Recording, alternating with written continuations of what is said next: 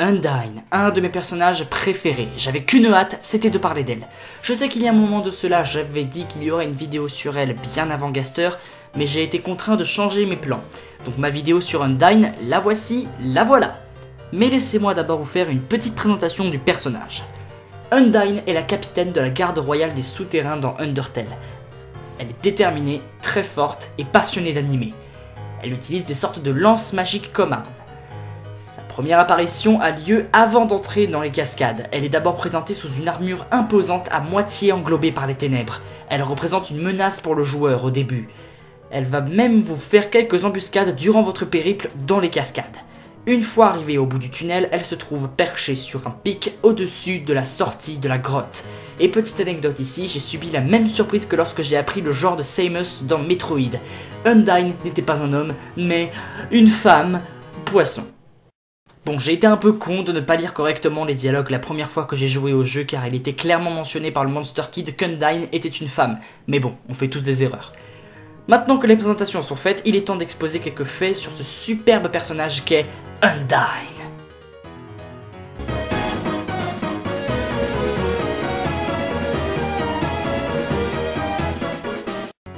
Le passé d'Undyne étant assez compliqué à raconter avec mes mots, je vais vous présenter un extrait du jeu doublé par une excellente doubleuse française prénommée Nessie Lapeste. Bon visionnage. Du thé, hein? Ok, c'est comme si c'était fait.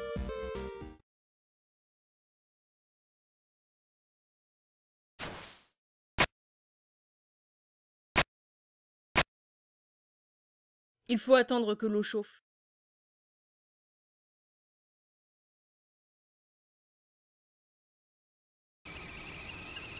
Ok, c'est prêt.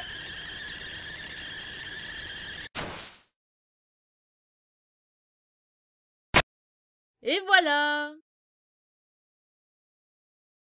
Attention, c'est chaud. Bon, pas si chaud que ça. Allez, bois.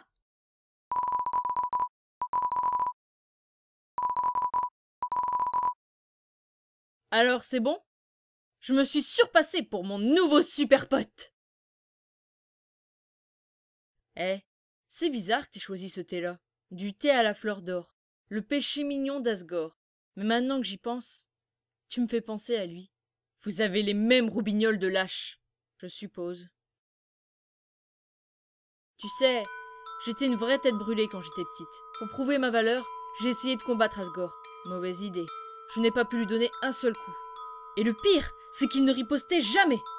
Je me suis faite humilier. Ensuite, il s'est excusé et m'a dit quelque chose de bizarre. « Excuse-moi, veux-tu savoir comment me vaincre ?» J'ai dit oui, et depuis il m'a entraîné. Un jour, j'ai enfin réussi à le mettre au tapis. Je me suis sentie mal. Mais il était fier de moi. Même après s'être fait botter le train, il gardait sa fierté. Enfin, pour faire court, il a continué à m'entraîner. Et je suis le capitaine de la garde royale à présent. Donc c'est moi qui entraîne les zinzins au combat. Comme Papyrus. Mais pour être franche, j'ignore si je peux laisser Papyrus entrer dans la garde royale. On va pas tout lui balancer, hein. C'est juste qu'il est... c'est pas qu'il est faible. C'est qu'il est assez buté et têtu. Et qu'il est trop innocent et sympa. Regarde, par exemple, il était censé te capturer. Et vous êtes devenus amis. Tu le crois, ça? Je ne peux l'envoyer au combat. Il se ferait déchiqueter en 1000 morceaux. C'est pourquoi j'ai eu l'idée de l'initier à la cuisine. Ainsi, il fera autre chose qui ne risque pas sa vie.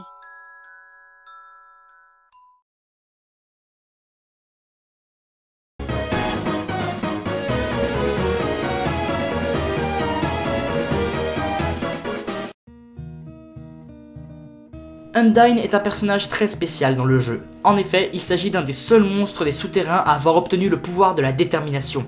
Comment puis-je dire ceci en étant formel? Voici l'explication.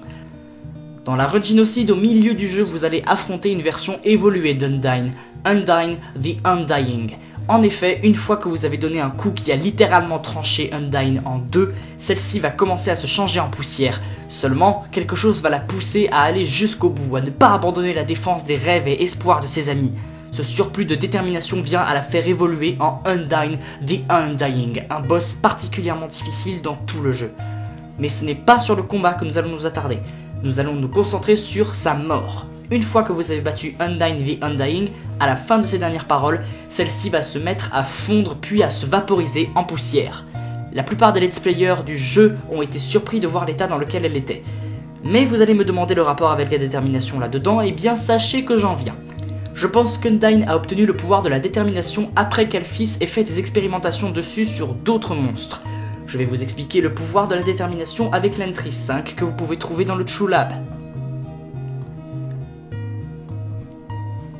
Entrée 5. Je l'ai fait.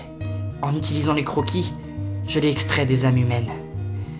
Je pense que c'est ce qui donne à leurs âmes la force de persister après la mort, la volonté de survivre, la façon de changer leur destin. Appelons ce pouvoir détermination.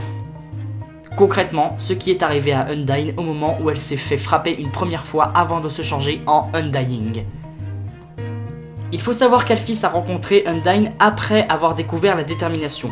Selon l'entrée 21, elle se serait rencontrée dans la décharge sous les cascades.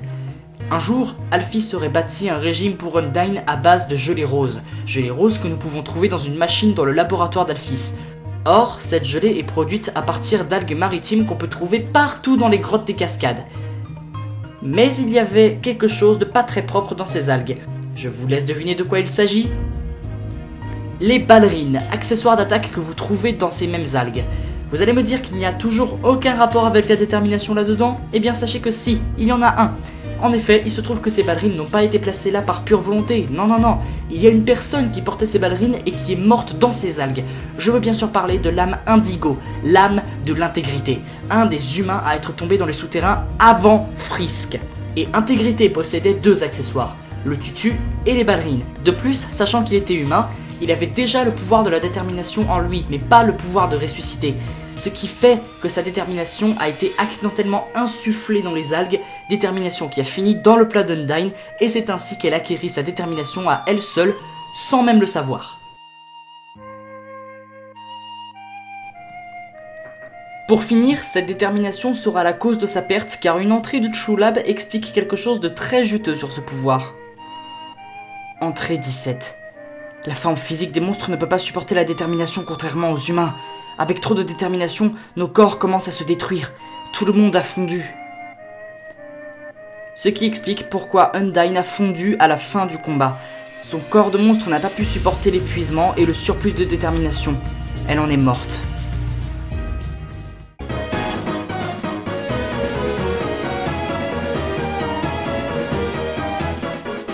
Comme vous le savez tous, Undyne porte un cache-œil.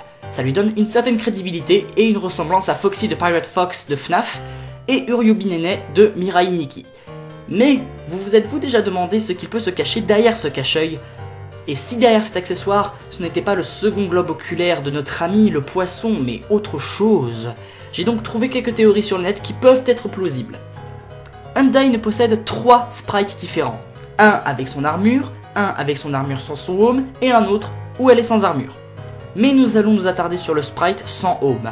Pourquoi? Parce qu'il se trouve que le sprite d'Undyne possède un élément qui fausse toute la classe présente dans son cache-œil. Cela est remarquable par le moment où vous aidez Undyne à se sentir mieux en lui versant un verre d'eau dessus. Regardez. Regardez. Une fois qu'elle se retourne pour s'en aller, vous ne voyez pas un petit problème? On peut voir une partie de son œil gauche sur ce sprite. Et commence à effacer ton commentaire pour me dire que c'est une erreur dans le miroitage du sprite. Regardez attentivement et vous verrez que l'ombre de l'armure A est différente par rapport à l'armure B. Peut-être qu'Undyne porte un cache-œil juste parce que c'est classe. Comme je l'ai dit précédemment dans le fait de la détermination d'Undyne, Intégrité n'est pas la seule âme à avoir dû traverser les cascades. Ici, nous allons parler de Justice, l'âme jaune. Il existe une théorie comme quoi cette âme aurait un quelconque rapport avec l'œil manquant d'Undyne. Justice possédait 2 accessoires, le chapeau de cow-boy et un pistolet déchargé. Mais peut-être que celui-ci n'était pas déchargé avant qu'on ne puisse le trouver chez Katie et Brighty, les vendeuses rôdant près du Entity Resort. Justice a sans doute dû, de son vivant, se confronter à Undyne à un certain moment. Pour se défendre, il a dû utiliser son pistolet. Undyne, qui devait porter son armure, s'est pris la balle en plein dans l'œil gauche, mais grâce à son home, cette balle a dû perdre en vélocité et ne pas lui faire endurer de grosses douleurs si ce n'est la perte de son globe oculaire gauche. Justice a sans doute dû se faire tuer juste après cela. Il n'y a aucune preuve formelle qui indique que tout ceci s'est passé ainsi, mais il reste une preuve qui montre que Justice est bel et bien mort dans les cascades. Lorsque vous demandez à Katie et Bratty où elles ont bien pu trouver leurs marchandises, Katie vous répond qu'elles les ont trouvées dans une décharge. I mean, like, where does anyone get guns or food or... We found it in the garbage. It's good Really garbage. good garbage. Ah ah, et bien sûr, la seule décharge existante dans les souterrains se trouve dans les cascades. Et en sachant en plus de cela que l'Empty Gun et le chapeau de cow-boy font partie de leurs marchandises, il est fort possible que Justice a bel et bien été tuée dans les cascades, non loin de la décharge.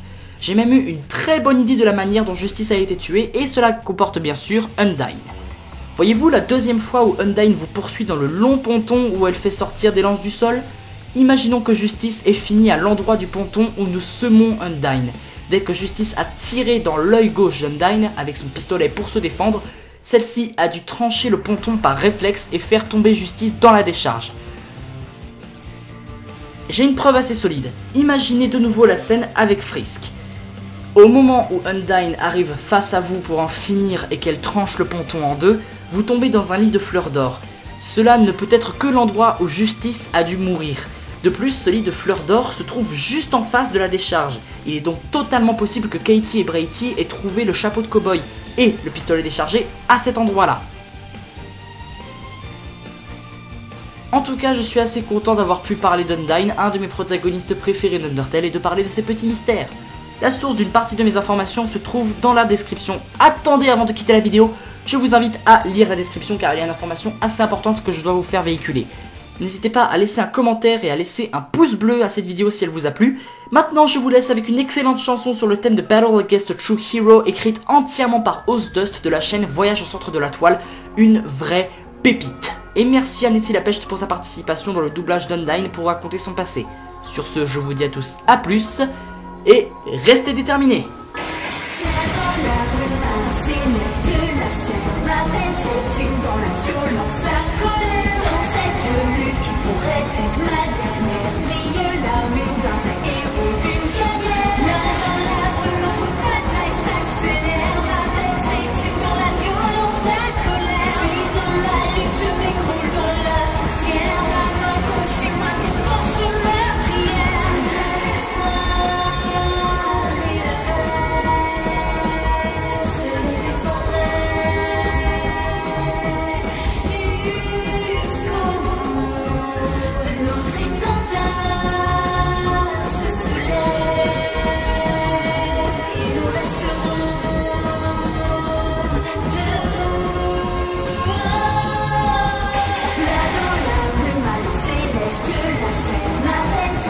Dans la violence, la colère, dans cette lutte qui pourrait être ma